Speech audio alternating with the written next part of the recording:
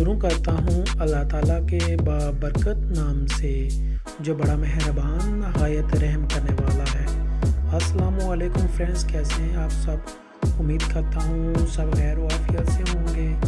मैं हूँ अबरार और आपको अपने चैनल अबराजी नवाला में खुश आमदीद कहता हूँ। आज हम जानेंगे फातिमा नाम का मतलब, लकी नंबर, लकी दिन, लकी पत्थर और बहुत सी दिलचस्प मालूमात।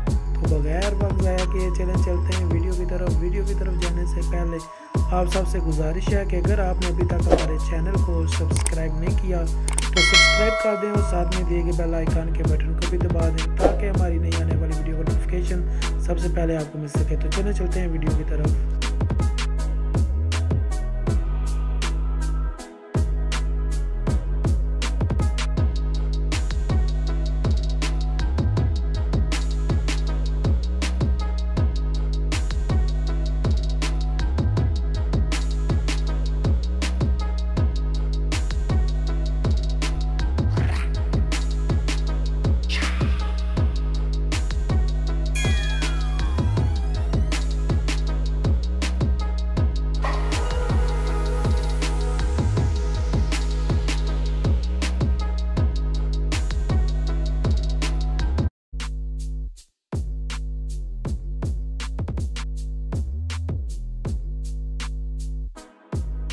जी तो फ्रेंड्स, उम्मीद करता हूँ आपको हमारी ये वीडियो पसंद आई होगी।